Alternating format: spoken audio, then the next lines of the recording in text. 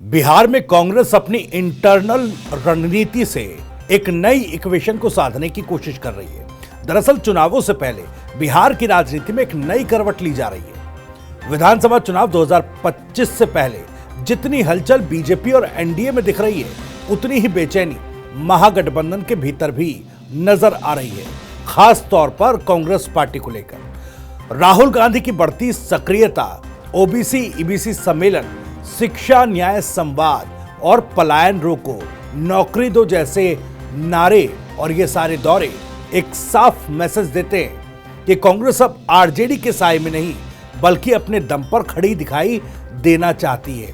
आखिर इसमें internal equation, वो फैक्टर क्या है, वो रणनीति क्या है जिससे खुद को अलग दिखाने की कोशिश कांग्रेस कर रही है, और कांग्रेस आखिर ऐसा कर क्यों रही है जब वो महागठबंधन में होने का दावा ठोक रही है। यही इस वीडियो में आज समझने की कोशिश करेंगे। वीडियो में आगे बढ़े उससे पहले आपको बता दें कि TV9 बिहार पर मैं हूं आपके साथ भविष्य त्यागी। यह महज इत्तेफाक नहीं कि पिछले 5 महीनों में राहुल गांधी का यह छठा बिहार का दौरा है। दरअसल 6 जून को वो छठवां दौरा अपना करेंगे।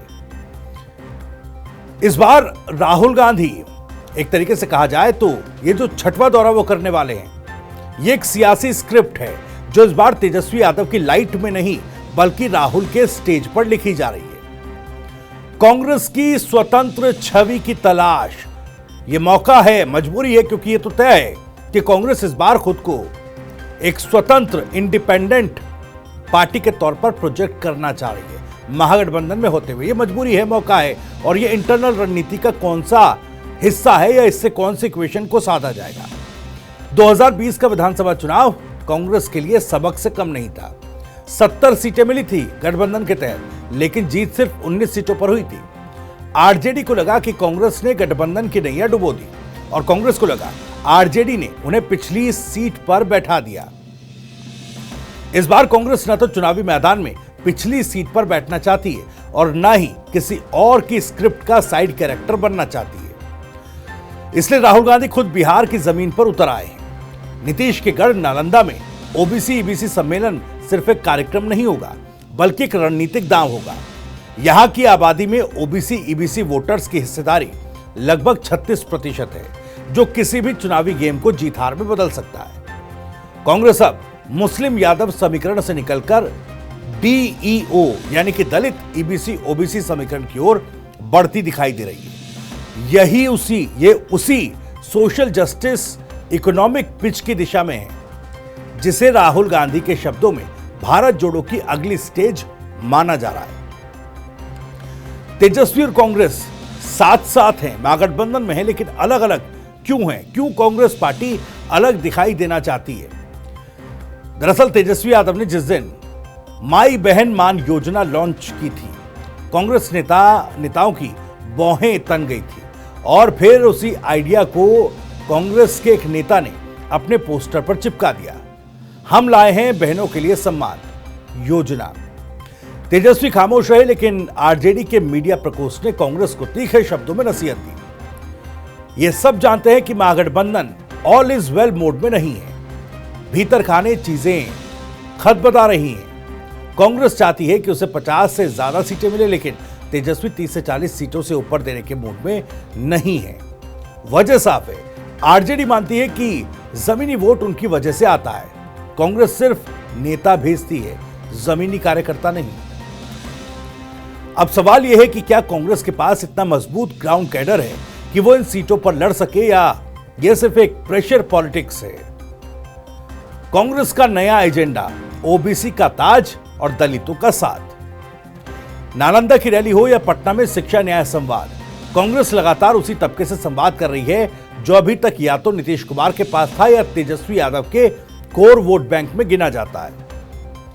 राहुल गांधी जानबूझकर आरक्षण, शिक्षा, पलायन और सरकारी भर्तियों जैसे मुद्दे को उठा रहे हैं। ये मुद्दे बीजेपी को सीधे नहीं टारगेट करते, बल्कि नीतीश और आरजेडी के खिलाफ एक सटल रेबेलियन है। कांग्रेस जानती है कि अगड़ा वोटर अभी भी उससे दूरी बनाए रखता है, इसलिए वो उन तबकों की तरफ जा रही है जो सियासी रूप से जागरूक हैं, लेकिन फिलहाल कहीं फिट नहीं हो पा रहे। आरजेडी बनाम कांग्रेस, ये जो अंदर खाने चल रहा है, अंदरूनी खींचतान और उसके नतीजे क्या हो सकते हैं? सीट शेयरिंग को लेकर उलझन। दरअसल कांग्रेस चाहती है कि इस बार बातचीत खुले तौर पर और जल्दी हो, लेकिन आरजेडी, जिसकी झोली में ज्यादा विधायक हैं और ज्यादा जनाधार है, चाहती है कि बातचीत चुनाव के एकदम पास हो, ताकि प्रेशर में कांग्रेस को कम सीटों पर मना कर सके। फील्ड में अलग अलग कैंपेन किया जा रहा है। आप देखिए, राहुल गांधी ने तेजस्वी यादव से आरजेडी से दूरी बना रखी है अपने तमाम कैंपेन्स में। अभी से कांग्रेस और आरजेडी अलग अलग जनसभाएं कर रहे हैं। अगर दोनों पार्टियां एक ही वोट बैंक को साधने निकलेंगी तो आपसी टकराव तय है। यूथ और फर्स्ट टाइम वोटर की लड़ाई भी है। तेजस्वी खुद को युवा नेता के तौर पर प्रोजेक्ट करते रहे, लेकिन राहुल गांधी भी अब शिक्षा, न्याय और रोजगार के मुद्दे के जरिए युवाओं को सीधे टारगेट कर रहे हैं। यानी टकराव महज नीतिगत नहीं है, छवि और ब्रांडिंग का भी है। अब यह सवाल उठता है कि क्या कांग्रेस एनडीए के लिए रास्ता बना रही है? यह सवाल इसलिए उठता है क्योंकि अगर महागठबंधन के भीतर समन्वय नहीं हुआ तो नुकसान दोनों को होगा। जैसे कि 2020 के चुनाव में एआईएमआईएम की वजह से मुस्लिम वोटर्स का बंटवारा हुआ था, वैसे इस बार ईबीसी और दलित वोटों का फ्रेगमेंटेशन हो सकता है। फायदा होगा एनडीए को, जो पहले से ही दलित और एक्सट्रीमली बैकवर्ड कास्ट को जातीय समीकरण उनके फिट करने में लगी हुई है। चिराग पासवान, मुकेश सहनी और अब बीजेपी की खुद की सोशल इंजीनियरिंग, ये सब महागठबंधन की चुप्पी का फायदा उठाने की तैयारी में है। सवाल यह नहीं कि कांग्रेस क्या चाहती है, सवाल यह है कि उसे कितना मिलेगा। कांग्रेस खुद को महागठबंधन से अलग दिखा सकती है, लेकिन सीटों पर समझौता ना हुआ तो यह अलग दिखना ही सबसे बड़ा टकराव बन जाएगा। राहुल गांधी ओबीसी सम्मेलन करें या बेरोजगारी पर हमला, अगर अंत में सीटों पर समझौता नहीं हुआ तो कांग्रेस या तो वन मैन आर्मी बन जाएगी या फिर इस गठबंधन से बाहर भी हो सकती है।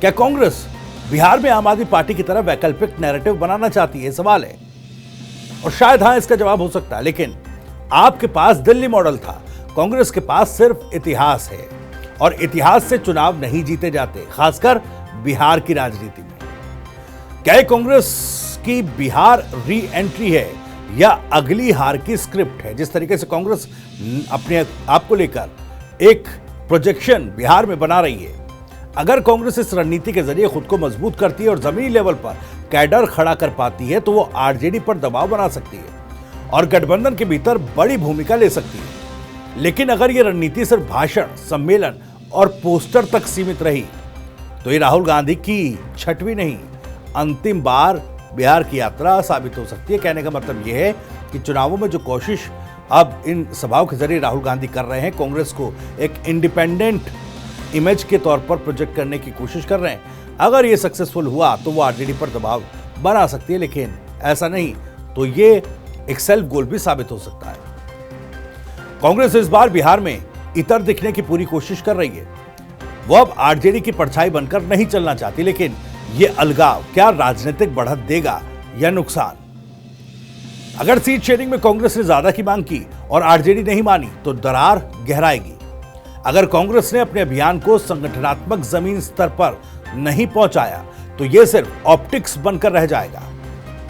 और अगर राहुल गांधी की ये अकेली उड़ान जमीनी समर्थन नहीं जुटा पाई तो बिहार की राजनीति में कांग्रेस की वापसी एक और अधूरी कहानी बन सकती है। कुल मिलाकर कांग्रेस की नई चाल महज चाल नहीं, 2025 की सियासत का टर्निंग पॉइंट बन सकती है, बशर्ते पार्टी सिर्फ राहुल गांधी के दौरों पर नहीं, जमीनी हकीकत पर भी काम करे। फिलहाल इस वीडियो में इतना ही। वीडियो और जानकारी पसंद आई हो तो वीडियो को लाइक करें, ज्यादा से ज्यादा शेयर करें। आप भी इस मामले पर कुछ कहना चाहते हैं तो कमेंट बॉक्स आपके लिए खुला हुआ है। अपनी बात, सवाल और राय कमेंट बॉक्स के जरिए हम तक पहुंचा सकते हैं। बिहार से जुड़ी और भी तमाम खबरों को सबसे पहले जानने के लिए सब्सक्राइब जरूर करिए। TV9 बिहार। नमस्कार।